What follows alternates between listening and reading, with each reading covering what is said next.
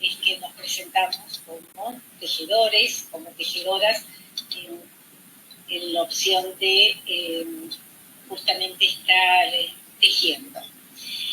Así es como esta red viene a completar los diferentes puntos de la Tierra.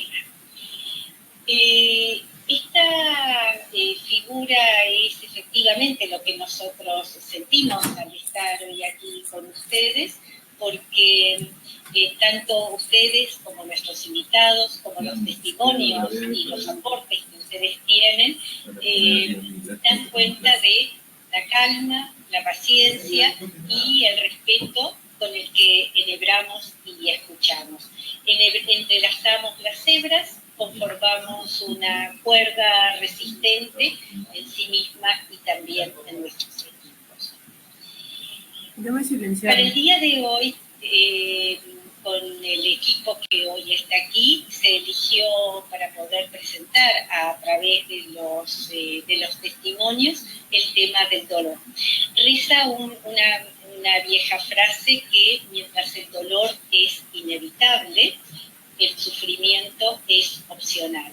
Y eso es lo que hace que tanto para poder aliviar y controlar el dolor estén los especialistas de las ciencias de la salud, de la medicina y de la enfermería, y para hablar también del sufrimiento y de esta perspectiva y del padecimiento subjetivo es que está Marilyn.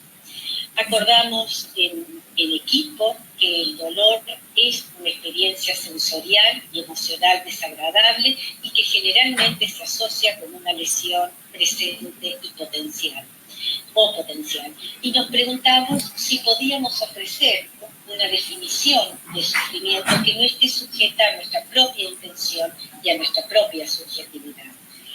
Enfermar de cáncer sabemos que ejerce un efecto disruptivo y hasta traumático, no solamente para el sujeto que lo padece, sino también para el entorno y para la familia próxima. Entonces, dolor y sufrimiento terminan retroalimentándose.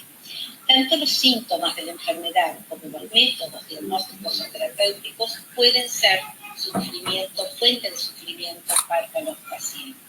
Otros autores alegan que el sufrimiento está vinculado a las pérdidas físicas o psicosociales que puede sufrir la persona como consecuencia de la enfermedad.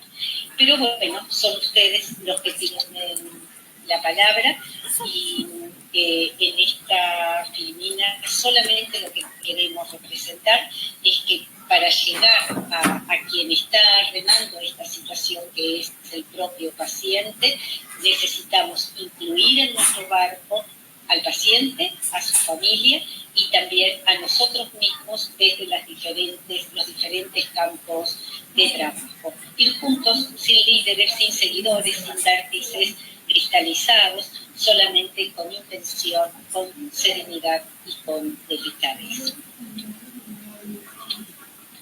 Si la doctora Coco me permite, yo entonces voy a presentar a Vanina. Virginia, vos podrías, por favor, tomar la palabra y darme cuenta de cuando saco la filmina. Sí, cómo no. Bueno, hola, adelante, por favor. Buenos días, buenas tardes, no sé bien los horarios de cada uno, pero bienvenidos a todos. Les voy a comentar un poquito un caso clínico que para nosotros fue bastante, impactante con respecto al tema del tratamiento del dolor. Esta es una paciente, una mujer, que recibió el diagnóstico en el año 2004 de un carcinoma adenoide quístico del labio superior. Para los que no saben, este es un tumor que se origina en glándulas exócrinas del cuerpo, principalmente en las glándulas salivales mayores. Es muy poco frecuente y es un tumor que lamentablemente no tiene, un tratamiento estándar definido, tiene mal pronóstico y con pocas opciones terapéuticas. A ella se le realizó una cirugía local con una recidua completa, continuó en controles. En el año 2007 tiene una nueva recidua local, se realiza una resección nuevamente. En este momento los márgenes de la lesión eran positivos, quiere decir que tenía presencia de enfermedad, por lo que se decidió realizar radioterapia, que es un tratamiento local, en forma preventiva y para disminuir el riesgo de que esto vuelva a aparecer. En el año 2017, una nueva reciba local, y en ese momento la paciente inicia con un dolor dorsal, interpretado en su momento como una neuritis intercostal. Ella refiere un dolor en 7 en 10, utilizó esta escala de EVA para poder, digamos, de alguna manera magnificarlo, y se le indicó AINES, antiinflamatorios, pregabalina y corticoides. La que sigue está.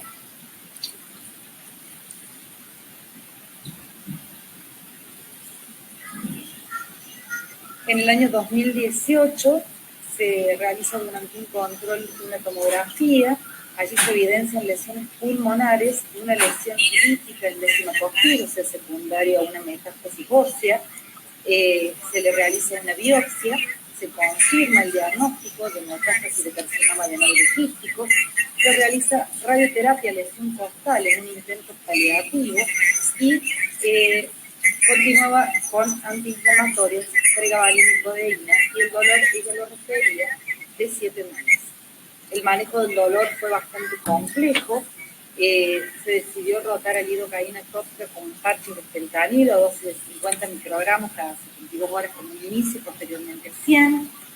Y como nos costaba a nosotros manejar el dolor, solicitamos interconsulta con la gente de neurocirugía, que en nuestra institución son los que nos ayudan de alguna manera a manejar el dolor por patologías oncológicas, y ellos indican pregabalina con oxicodona, y la paciente presenta una mejoría refiriendo un dolor 4 en 10. Por su parte, nosotros como oncólogos clínicos indicamos tratamiento para su enfermedad oncológica, con quimioterapia basada en platino y ácido soledrónico para sus metástasis óseas, con enfermedad estable, la que luego progresa en el año 2020, principio del 2020, y se rota a un nuevo esquema de quimioterapia. La próxima está.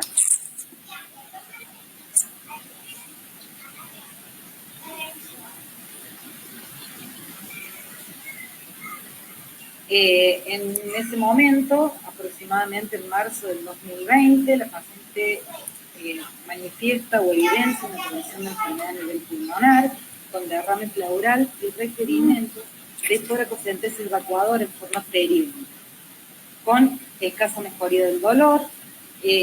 Posteriormente a estas evacuaciones comienza a referir un aumento de la intensidad de 7 en 10. Ayudados por la gente de neurocirugía, se dibuja un esquema con pregabalina, fentanilo e indometacina, con una mejoría transitoria. Se busca un nuevo esquema de tratamiento sistémico con progresión de enfermedad pulmonar y hepática, tratamiento paliativo con mal estado general, y a partir de ahí, para mayor control de dolor, se decide colocar una bomba implantable de morfina, con lo que el dolor se cuantificó de 3 en 10, y bueno, la paciente estuvo unos meses con un dolor prácticamente controlado, y lamentablemente, bueno, falleció hace aproximadamente 1 mes y medio, 2 meses. Este caso para nosotros fue muy importante. Estamos listos a estar, si querés, sacar el caso, porque nos costó bastante tratar el dolor. La paciente estaba bastante angustiada. Todos sabemos el impacto que genera el dolor en la vida de un paciente. O sea, cuando a uno le duele algo, no come, no se duerme, no se baña, no se mueve, y realmente es todo relacionado con este síntoma, ¿no? Más allá de la actitud positiva de la paciente, sinceramente el dolor fue un tema que nos complicó a todos, porque nosotros también en un momento nos encontramos en una situación media como desesperada, ya habiendo ofrecido tantas cosas y sin encontrar algo que lo anule de forma completa, ¿no? No sé si ustedes hubieran hecho otra cosa, si quieren opinar con respecto a esto. Y vos has terminado entonces la presentación, Virginia, si a vos te parece que era abierto al debate, al diálogo. Yo olvidé mencionar que está Susan por detrás en lo técnico haciendo la apoyatura, así que muchas gracias, Susan. Y bueno, queda abierto, ¿verdad, Vero? Queda abierto el espacio para preguntas o para intervenciones. ¿Te parece ser que podamos presentar también el caso infantil y así dejamos abiertos los dos casos para poder intervenir sobre ellos? Como ustedes crean, si ustedes están de acuerdo así, excelente. ¿Puedo compartir pantalla? A ver. Ahí se ve. Ahorita voy a empezar a mover todo esto para allá. O después Lo que necesito es poder compartir pantalla. Oye, padre, ya terminas y después vienes a ayudarme.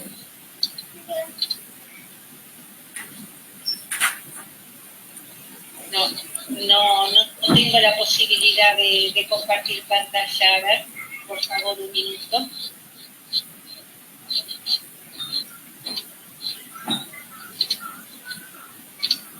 Mientras que Esther arregla lo de compartir pantalla, yo sí quería como un poco comentar, ¿no?, la importancia que tiene y la angustia que nos genera además a todos los profesionales cuando un paciente tiene dolor y no podemos quitarlo, ¿no? Y de hecho Raquel va a poder hablar también de la parte infantil, que yo trabajo con ella en el hospital. Y bueno, cuando podamos presentar el caso, también hablar como de las diferentes áreas que tienen, o sea, que es importante, ¿no?, que veamos con todos con los pacientes, ¿no? Y sobre todo yo creo que también es importante que podamos abrir también el debate, ¿no?, en cómo nos sentimos los profesionales ante estas situaciones, ¿no?, ante la situación en la que estamos viendo que el dolor está el paciente está sufriendo, que hay un dolor continuo y que somos incapaces, ¿no?, de poder generarle un bienestar o una buena calidad de vida, ¿no? ¿Se ve la pantalla? Tienes que volver arriba otra vez en configuración de visualización y volver otra vez a compartirlo.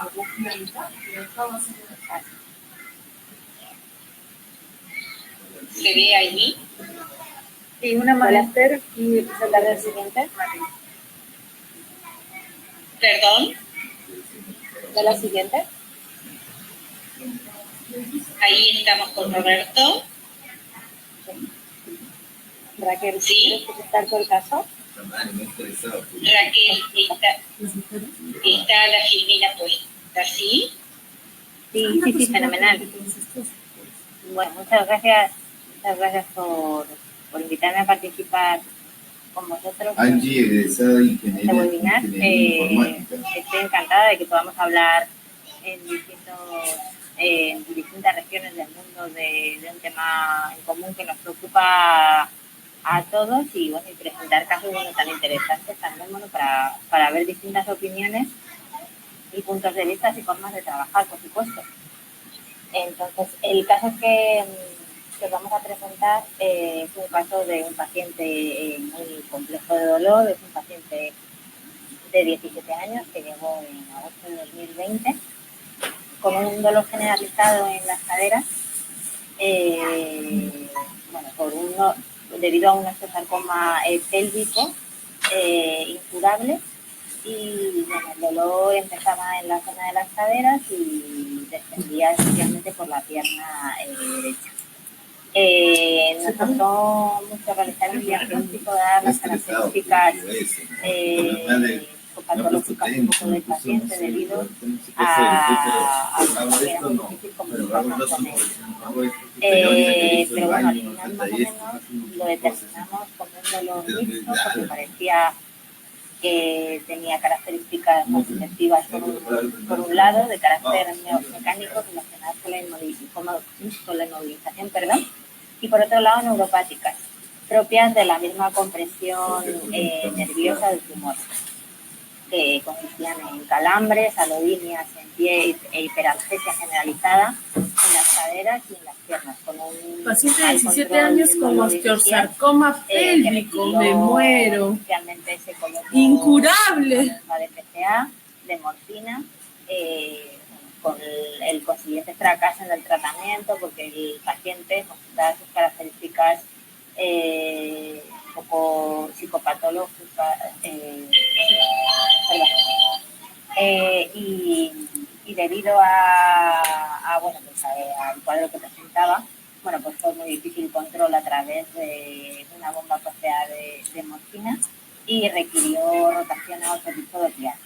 Dios Aparte, mío. bueno, dar las características Pobrecito. neuropáticas, se añadieron medicaciones como pregabalina, clomidina como tratamiento basal y en un periodo de tiempo también ansiolítico, pues para mejorar un poco también el nivel de ansiedad que parecíamos que presentaba. Pero, ¿qué ocurrió? ¿Qué, amor?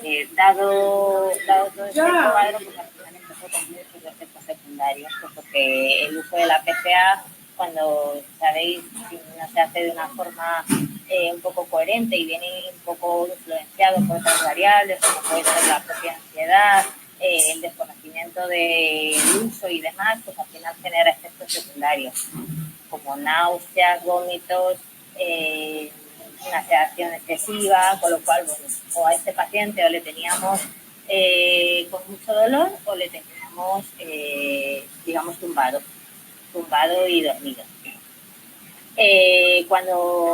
Ya un poco para hacernos un poco el control del dolor, al final se produjo una rotación de opiáceos a metadona, que fue un poco lo que consiguió, junto con el resto de coadyuvantes, mejorar un poco el control del dolor.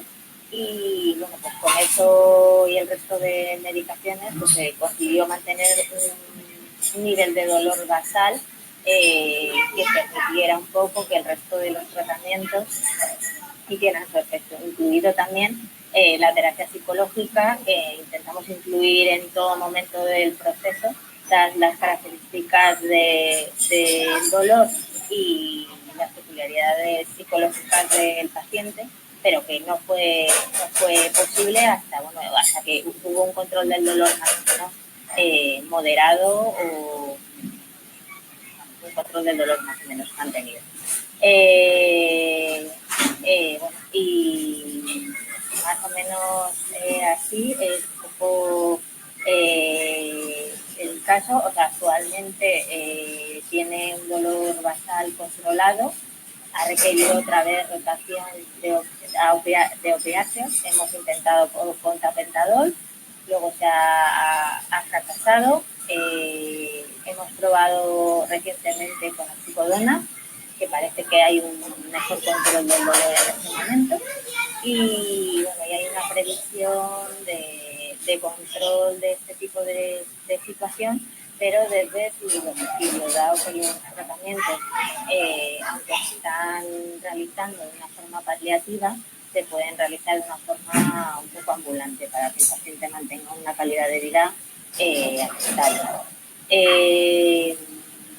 Y bueno, pues al final un poco esto, en este aspecto de control del dolor hay muchas variables, ¿no? Como podéis ver, y hay muchas personas implicadas porque ya no solo se trata de un dolor propio de la compresión nerviosa, sino que también un poco de la inmovilización, ¿no? Entonces intervienen ya también profesionales como rehabilitadores para el tema del dolor por inmovilización, interviene en psicología, psiquiatría por el tema de ese dolor que lleva durante un año minando la vida de un adolescente y que de vez en cuando desarrolla fenómenos de hiperalgesia, dada un poco también la situación en la que se encuentra, ¿no? Entonces, pues en relación con todo este caso, pues reseñar el difícil control del dolor, incluso cuando ya el dolor basal está controlado, pues los picos de dolor a veces cuesta controlarlos. Y bueno, pues comentaros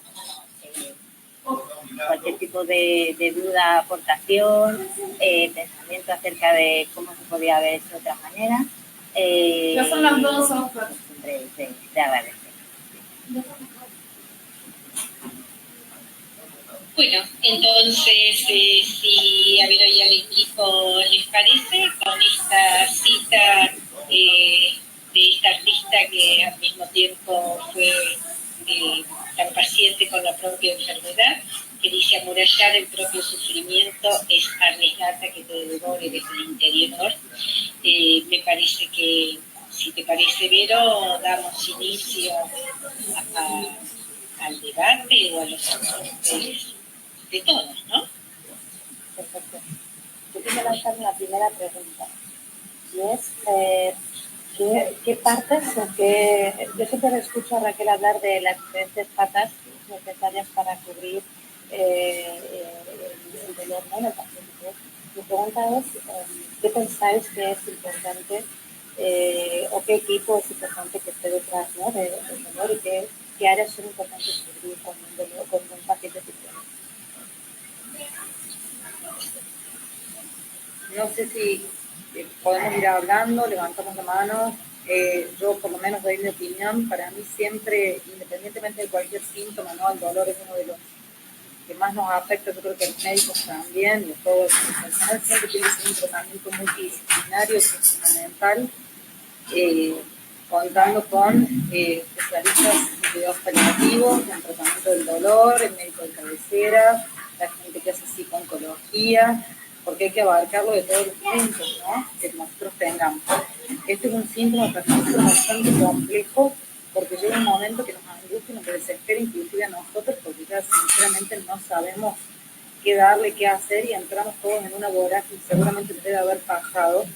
Empezamos a probar con diferentes analgésicos, pasamos de uno a otro, agregamos dosis, inclusive, como decía recién Raquel, llega un momento en que la situación que tenemos es sedar al paciente. Y sí, es difícil por ahí, en un paciente adulto, pensaba yo recién cuando ella comentaba su caso, que es difícil más aún con un paciente pediátrico donde el entorno familiar también se hace complejo y donde ellos también de alguna manera pasan a formar parte y de colaborar o ser una de estas patas del pilar del tratamiento del paciente, como vos decías, ¿no?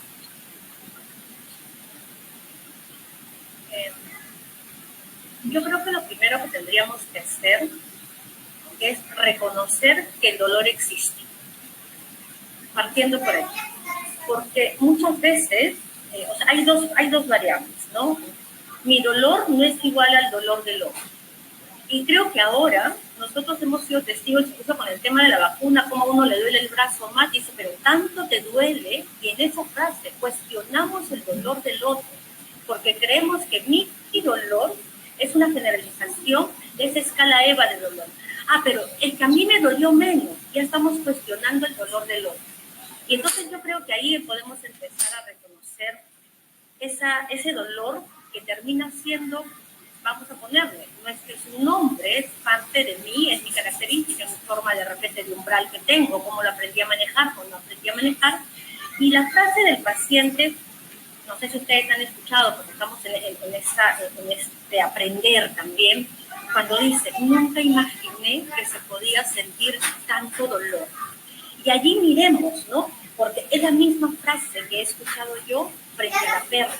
No dolor físico, sino cuando he escuchado a un familiar, o de repente yo lo he dicho en algún momento, nunca imaginé que se podía sentir tanto dolor. Y no era que me dolía la cabeza, la cintura, no sé, mi hernia, sino era aquí.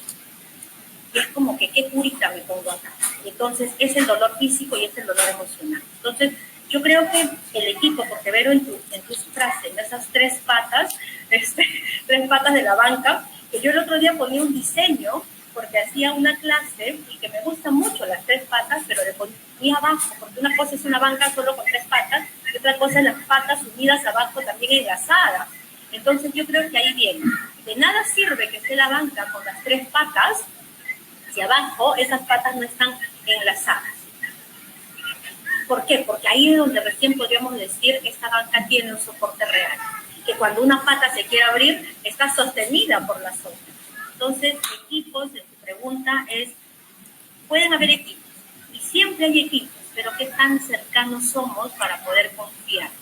Yo sí particularmente creo que desde el punto de vista del dolor, cuando hablamos de esta parte física, tiene que haber una mirada directa de la presencia médica, de ese médico especialista. O sea, yo no se me ocurre a mí de repente intentar hacer una intervención, si no hay un control médico especialista para tratar de disminuir ese dolor. Una escala EVA que el paciente pueda controlar, pueda manejar, pueda conocer. Yo le explico, es más, si le digo cuánto es que me duele, le hacemos una historia de su dolor, y desde ahí cuando va conociendo, el médico lo va controlando y podemos hacer otro tipo de intervención. O sea, yo particularmente voy en esa línea. Me parece interesante porque se tocó, no solo se comenzó a hablar de dolor, sino también de sufrimiento en este entretejido. Y cuando ustedes hablaban de equipo y de este entrelazamiento con las patas, yo pensaba si efectivamente el paciente no es el que está también entrelazado, ¿no? Y es parte de este equipo. No es el equipo para con el paciente, sino que el paciente forma parte de este equipo. Me parece que eso no hay que perderlo de vista, ¿verdad?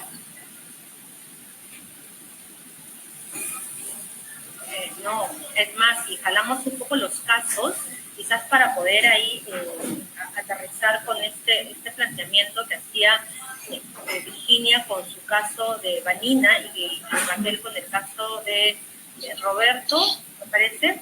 Entonces, yo pensaba, ¿no? En el primer caso que presentaban, un carcinoma adenoide quístico del labio superior.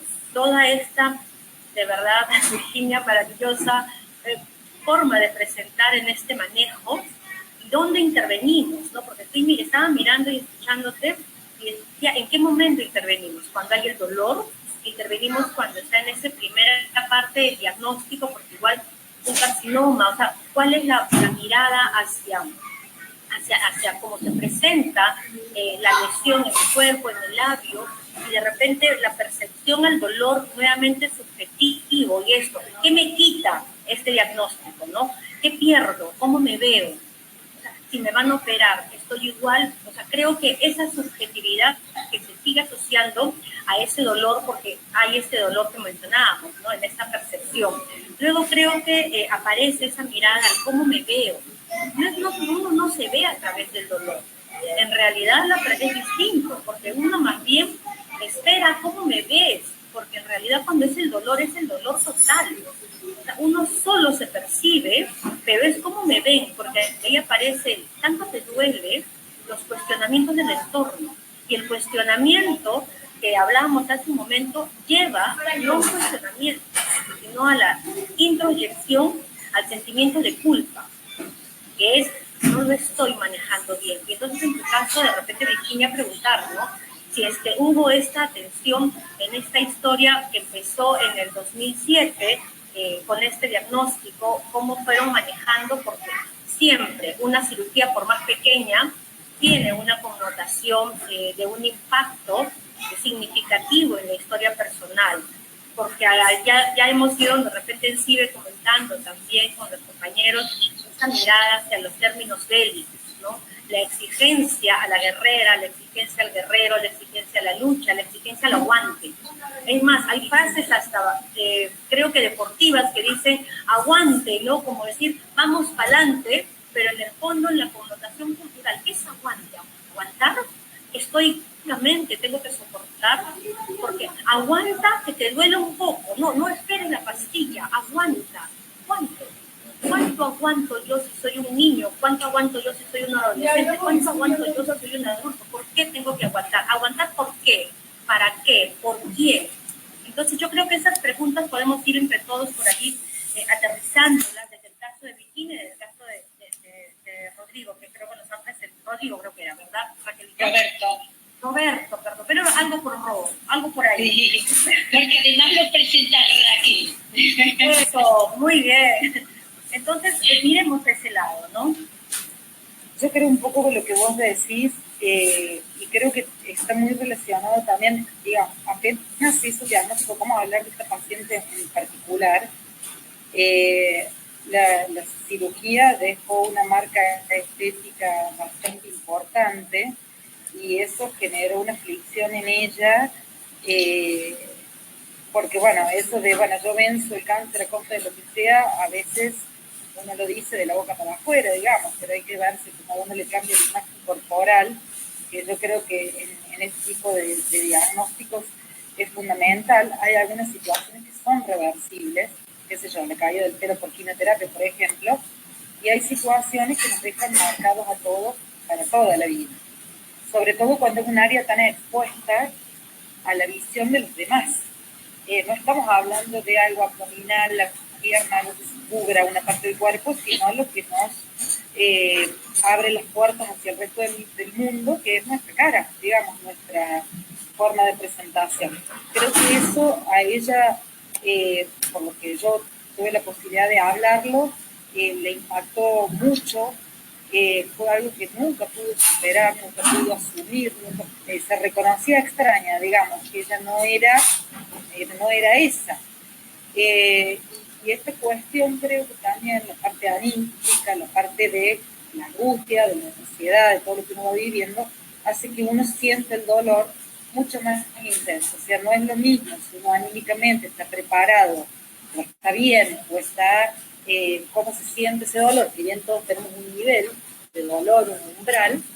Cuando uno anímicamente no está bien, esos dolores se hacen más intensos y más fuertes. Nosotros generalmente tratamos de abordarlo en equipo desde un comienzo, porque sabemos que se pueden presentar situaciones que uno como médico solo no puede afrontar tampoco. Entonces siempre buscamos trabajar en equipo con la gente de psicología, con los especialistas en dolor, digamos, cubriendo todos los aspectos que podemos, en el que el paciente nos deja, en el que la familia nos deja y colabora, porque esto, bueno, como ustedes dijeron recién, es un impacto en la casa, porque es cierto, tanto es que lo que vos decías, pero te duele tanto, ¿cómo puede ser? Aguántate un poco, pero está con estos analgésicos, ¿para qué te vamos a dar más? Trata de llegar a las 8 horas, y es una presión más, una carga más, que en realidad se le pone a ella, pobre, que está viviendo esta situación en particular. Yo creo que todo influye con respecto al dolor, todo, y es un punto que es muy, muy complicado, tiene tantas aristas que es difícil poder tratarlo, digamos. Más allá de que uno le hubiera dado muchos analgésicos, el dolor me parece más emocional que yo sentía por este cambio, desde el punto de vista físico, aceptarse como una persona que en definitiva era la misma, pero físicamente diferente, hizo que se inhibieran un montón de cuestiones sociales, familiares, se aisló, porque ella se veía, digamos, no en condiciones para que sea aceptada por otras personas, y eso también me parece que de alguna manera influyó en su sensación de dolor. Es por lo menos lo que me parece a mí, no sé si yo la conocía, pero bueno, si todos más o menos opinan. Pues mira, tenemos a Elena que quiere hacer una pregunta.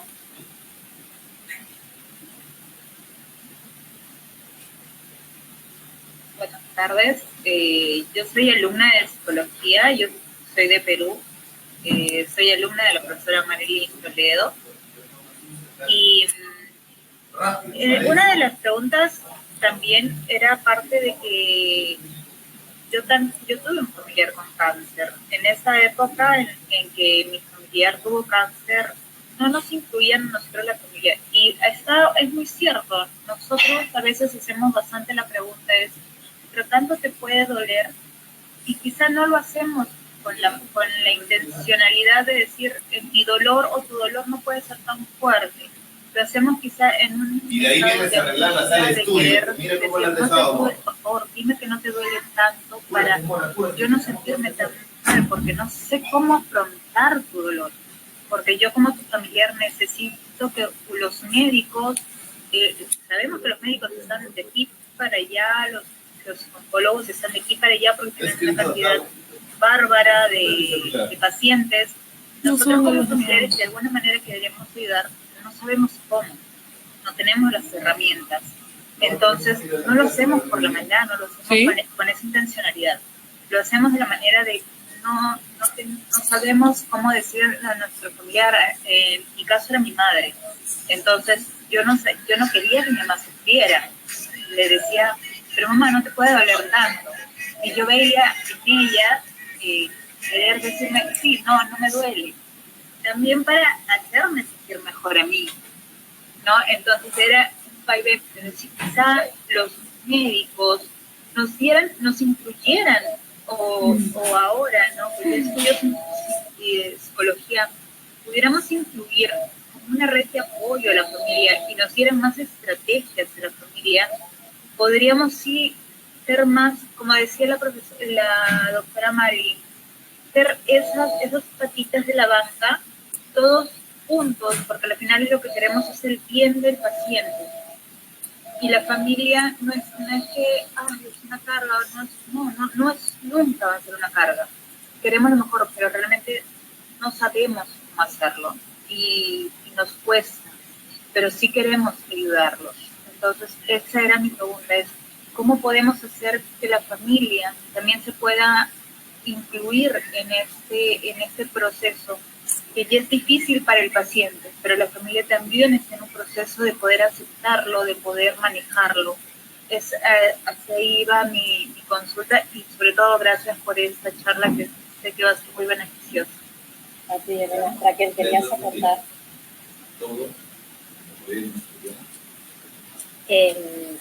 Sí, mira, en relación un poco lo que ha comentado Elena, que es súper interesante el matiz de la familia, de incluir en la familia en todo este proceso. Creo que es una cosa que todavía cuesta. O sea, cuesta el hablar de dolor, cuesta el tratar el dolor y como tal, muchas veces incluso Y más tarde que vamos a comprar el tema de la forma de dirigirnos a las personas que tienen dolor es complicado y complejo. Entonces, para vamos, eso, así, al de acá más, al de Guaylas, y al costado no hay un metro. Profesionales, nosotros que estamos metidos en el mundillo, todavía seguimos aprendiendo de esto y el resto de profesionales que tienen que tener en cuenta entre todas las cosas que tratan o trabajan, también el dolor, a veces que Mapi vaya cambiada. Dirigirse a los pacientes que tengan dolor. A donde vayamos, pero es que esté cambiado. Nadie sabe qué hacer. Voy a escribirle a Ana a ver si va a ir. Yo creo que se parte de una forma un poquito más exhaustiva por parte de los profesionales para también enseñar a la familia y hacer participar a la familia de todo esto. Nosotros como... Sí, pero la tienes que dejar a Mapi, de hecho. Cuando vamos a ver al paciente, trabajamos con el paciente y hablamos también con la familia. Porque además, al ser el dolor una cosa subjetiva, hay que tener un poco la opinión y la visión de todas las personas que se dirigen o que trabajan diariamente con cada paciente. Entonces se tiene en cuenta la visión de la familia, que a veces puede diferir con la del paciente. Se tiene en cuenta otro tipo de la opinión del resto de los profesionales. ¡El camote! Perdón, un momento. Lara, por favor, un momentito. Perdonad, Pues lo que está diciendo un poco Raquel, y así también me pareció como interesante, porque hemos tenido algunos pacientes, adolescentes, en los que ha habido un momento en el que ha tenido la sensación de que no ha sido creído por el dolor, en el que muchas veces los profesionales separamos lo que es el dolor psicológico y el dolor físico, y es que nunca se puede separar, o sea, porque el dolor psicológico duele, y a veces están los profesionales de la propia familia cuesta entender, y muchas veces también lo que decía Elena, no es por tener una mala intención con eso, es desde el desconocimiento y también un poco cómo utilizamos las palabras, pero es importante porque cuando un paciente no se siente creído, eso significa que no está siendo visto. Y entonces eso al final genera mucha soledad, ¿no?, para el paciente y mucha angustia. Y a veces tenemos también que enseñar a la propia familia y a los propios profesionales a poder ver al paciente de otra manera.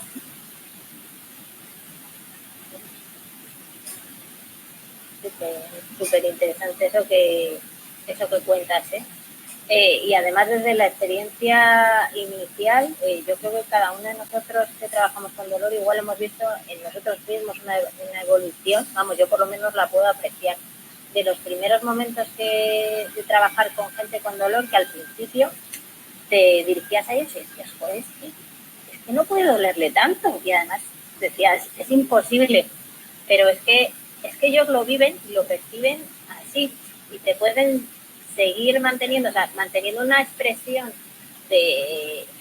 facial que te determina que a lo mejor puede presentar un dolor en una escala EVA de un 3 o un 4, y él decirte que te duele un 10 o un 10 más, como me han dicho alguna vez. Y bueno, pues ese tipo de cosas que al principio tú vives y sientes como con incredulidad en gran medida, pues eso es que debe ser el día a día de todo este tipo de pacientes, que llegan a cualquier sitio y me duele, y como llegan con esa cara totalmente plana, pues dicen, es que es imposible que te pueda doler tanto, ¿no? Entonces, bueno, pues es importante eso, el enseñar y, como ha comentado Vero, implicar a la familia, enseñar a la familia y implicarla en concienciar un poco también al resto. Marilyn, ¿querías aportar? Sí, yo estaba pensando en dos escenarios. Elenita, gracias por la pregunta, pero por ejemplo, ¿no? Qué bueno, qué lindo verte. En dos escenarios. No es lo mismo tener ese dolor en el hospital, en un ambiente hospitalario, a tener ese dolor en un ambiente domiciliario. Porque cuando uno está en el ambiente domiciliario, yo entiendo tu frase, Elenita, porque es como que no puede ser que te duela tanto, pero no es porque cuestionamos o no creemos, sino es porque a veces inconscientemente nosotros no tenemos las herramientas, la forma, los recursos para poder calmar, al punto de que ahí escuchamos esa frase, mejor me hubiera dado a mí, me debería dar a mí. Y yo, o sea, quisiera cambiar, cuántas madres quisieran cambiar, no el dolor, sino incluso la enfermedad con sus hijos, cuántos hijos quisieran cambiar la enfermedad con sus madres o sus padres. Entonces, yo quiero compartir de repente con ustedes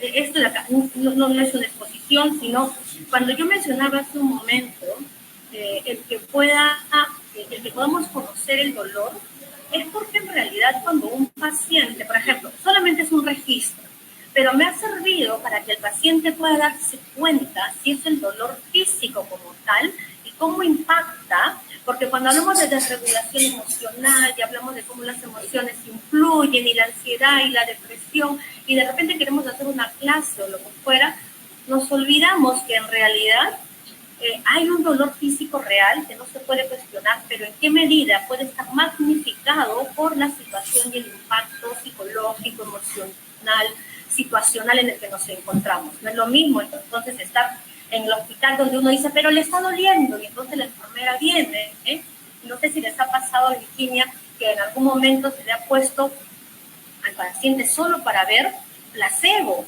y se ha considerado el placebo no como un tratamiento, sino porque de repente se dice, sí, pero vamos a esperar, vamos a ver si es que hay una magnificación. Priscila me acaba de escribir. Entonces, en este registro que en algún momento he usado con algún paciente, el paciente se le va, yo particularmente le enseño, escala EVA, incluso llevo mi revista y le digo de 0 a 10, lo comprende, cuánto te duele, dónde te duele, tu historia de dolor, y yo puedo decirle, cuando estás con ese dolor, pero ese es solamente uno de ellos, ¿no? ¿Cómo está el apetito? ¿Cómo está el sueño?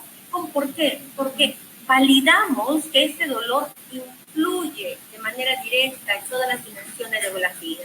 Entonces, ¿cómo están sus pensamientos? ¿Cómo están sus emociones? ¿Cómo es ese afecto? ¿Qué es lo que hace? Y de repente dice, sí, no me dolía tanto, me empezó a doler, me dieron la pastilla, pero yo comencé a hacer otra actividad. Este paciente hizo un cuento incluso, un cuento muy interesante, pero yo creo que hay que conocer, porque el cuerpo es de uno tiene que conocer su cuerpo, tiene que conocer no solo el órgano enfermo, sino cómo responde, cómo piensa, cómo siente, cómo actúa, cómo escucha, incluso qué escucho, todo de mi médico o solo una parte, o no quiero escuchar nada que me lo traduzca a otra persona, o prefiero estar acompañado, prefiero estar solo, porque de repente no quiero que me vean, la paciente de Virginia, de repente no quería que nadie la vea, porque eso le generaba más angustia. No es lo mismo, incluso ahora me imagino usar una mascarilla y que no nos vean, a tener que estar a cara pelada, ¿no? Mostrándonos. Entonces, Elenita, incluimos a las familias, le enseñamos a las familias, sí, dentro del sistema hospitalario, sí. para validar el dolor, para reconocerlo como tal, para identificar cuánto le impacta, para ver que pueda decirle a su médico, a la enfermera, me duele 4 de 10, me duele 2 de 10, me duele 5 de 10, ya necesito el rescate de dolor, para que pueda manejarlo, controlarlo y ser él, tener la autonomía y esa funcionalidad que el paciente nunca debe de perder. Yo más bien estaba pensando en este manejo, incluso teníamos a Wanda aquí en la sala, pensaba en este otro manejo, por ejemplo, de cannabis, en este otro manejo de algún otro tratamiento que también puede, y que lo he visto, por ejemplo, en pacientes que tienen fibromialgia y que les ha funcionado maravillosamente bien, pero cuando hay un nivel de tolerancia, también ya no es el mismo efecto. Virginia, no sé si has tenido esa experiencia, porque creo que Wanda sí, y entonces yo lo he visto en pacientes que preguntan, por ejemplo, me dicen a mí como psicólogo, sí, pero es que me están trayendo el aceite o las gotitas, yo siempre. Todo puede ser no alternativo. Yo siempre digo, por favor, vamos a comentarlo, consultarlo con el médico. Así quieran tomar, no sé, pues el gusanito de no sé qué, porque te lo han traído y que es milagroso, porque aparece de todo, aparece de todo en la Villa del Señor. Yo siempre le digo, preguntemos a tu médico tiene que saber, para que él pueda decir, porque una cosa es complementario y otra cosa es alternativa. Y cuando hay dolor, queremos a veces lo que sea, pero que nos calme. Y ahí nos vamos dando cuenta de que la sana colita de rana que nos decían de niñitos no es suficiente, porque necesitamos incorporar algo al tratamiento. ¿Qué causa ahorita? Los médicos que nos acompañan, de repente, Virginia, tú estás con el caso. No sé, ahorita lo voy a llamar. Podrían también darnos una apertura, ¿no? Y una ampliación de ello. Antes que nada quería comentar un poco lo que dijo Elena, es interesante el tema de la familia, de qué rol, ¿no? Nosotros como nos formamos como médicos, de casualidad, nos formamos en caso de los pacientes de médicos, vemos psicología como una materia como para nosotros, digamos, o psiquiatría en realidad, para ver si queremos abocarnos a esa rama, y poco abarcamos sobre lo que siente el paciente y más poco aún sobre lo que siente la familia del paciente. Y yo creo, en cierta medida, que un poco depende de la empatía del médico. O sea, no todos los médicos son iguales, no todos los médicos le dedican el tiempo, porque vos decís, el doctor está a mí. Sí, el doctor puede estar a mí, los psicólogos pueden estar a mí. Pero cuando vos estás con ese paciente es su momento, es el momento de ese paciente, y muchas veces, por lo menos lo que nos pasa a nosotros, es que no solamente citamos al paciente, sino que en horarios distintos, en días distintos, citamos también a la familia, porque no es lo mismo la percepción que tiene el paciente de la percepción que tiene la familia, no es lo mismo cómo vive el dolor ambas partes, no es lo mismo cómo vive el pronóstico ambas partes.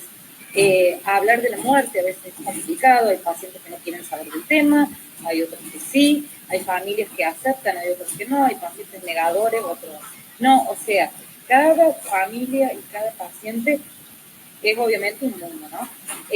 Me parece que por ahí debería incorporarse a lo mejor en la facultad, en el momento, bueno, yo hace muchos años ya que me recibí, pero se puede incorporar algo, digamos, que abarque un poco más lo que está detrás del paciente, porque si vamos a analizar el paciente como un todo, que es lo que corresponde siempre, la familia juega un rol fundamental, ¿no?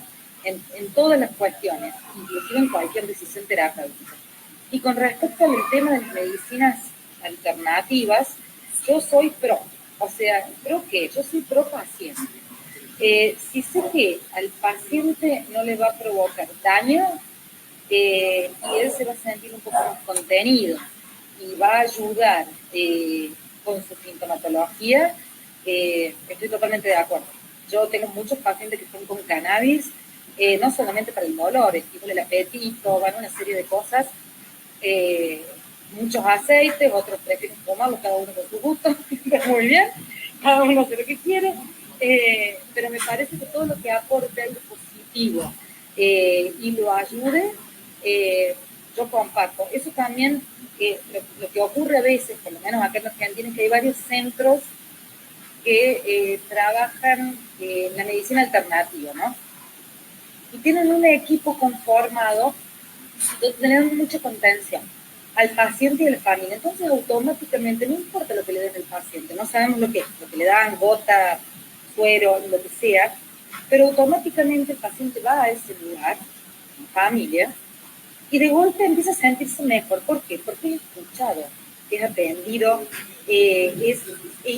bueno, y nosotros conocemos a tu médico y vamos a hablar de eso un poco, y se sienten, en definitiva, importantes, porque lo más importante en esta patología es el paciente, no hay otra cosa más importante. Acá no importa el médico, no importa nadie, solo el paciente, y el resto somos todas cosas que vamos circulando alrededor. Entonces, por ahí yo siempre digo, es importante el impacto que tiene la contención. Ellos sí tienen a lo mejor más tiempo para dedicarle al paciente y a su familia, y cómo ese pequeño acto de escucha hace que una persona que necesita de atención o le genera un bienestar, aunque lo que le den, sabemos todos que no va a redundar en un beneficio desde el punto de vista de su patología, ¿no? Así que bueno, yo sí estoy a favor de cualquier cosa que el paciente crea que es beneficioso, siempre y cuando, obviamente, no le ocasione daño, con lo cual nosotros estudiamos y analizamos y vemos que no le genere ningún perjuicio, ¿no? Wanda, ¿querías aportar alguna cosa? Aprovechando que tenemos aquí. Yo estoy en este momento en el trabajo y que lo mío va a ser muy breve.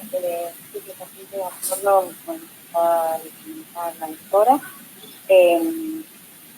Haciendo paliativos, de hecho mis pacientes, la mayoría traen a doctora, yo le quería decir, sobre todo cuando ya estoy por salir del domicilio, quería comentarle, quería blanquearle, y yo estoy con esto, me muestran un frasquito, un goteo, que generalmente, bueno, es el cannabis.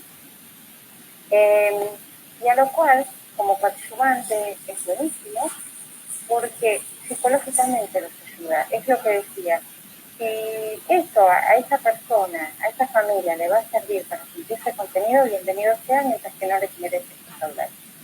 Hay cosas que son claras. El cannabis no sirve para todo. El cannabis no está comprobado que bloquee el dolor de manera efectiva, sobre todo en un dolor moderado a severo. Pero te ayuda a dormir, te ayuda a que tengas mejor apetito, ayuda a un estado de ánimo mejor, a una calidad de vida mejor, y eso es válido, es sumamente válido. Entonces, adhiero.